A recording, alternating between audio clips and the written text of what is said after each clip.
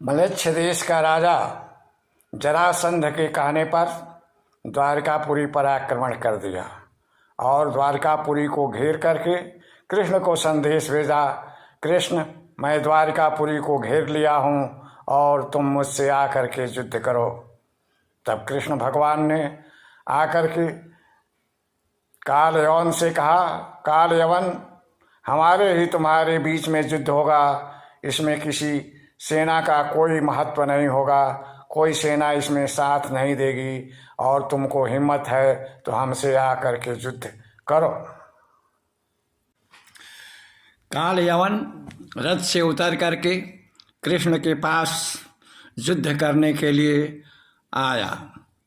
कृष्ण काल यवन की वीरता और उसके अमरत्व के बारे में जानते थे।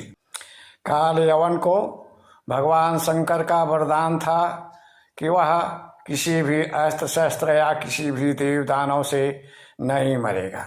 इसलिए भगवान श्री कृष्ण ने काल यवन से युद्ध करने के बजाय युद्ध क्षेत्र से भाग चले।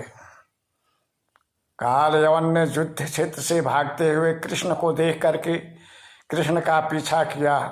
कृष्ण भागते भागते उस जगह पर पहुँचे जहाँ राजा मुखचंद सो रहे थे और उस गुफा में प्रवेश कर गए और गुफा के अंधेरे में जा कर के छिप गए। काल यवन उसी गुफा में प्रवेश किया। भगवान श्री कृष्ण ने अपना पीताम्बर राजा मुखचुंद को उठा दिया और स्वयं छिप गए। काल यवन दौड़ते हुए जब पहुंचा तो सोते हुए मुखचुंद को कृष्ण समझ करके लात से प्रहार किया और जब नहीं जगे तो दोबारा लात से प्रहार किया।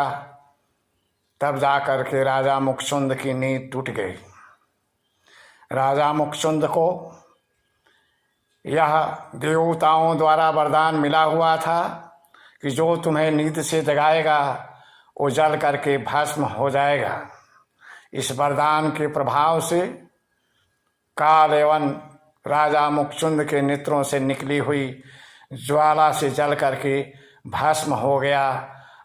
इस युद्ध में श्री कृष्ण को रण से भागने के कारण रणछोड़ कहलाना पड़ा, लेकिन युद्ध से भाग करके भी कृष्ण ने काल यवन का बड़े ही सावधानी पूर्वक वध कर दिया।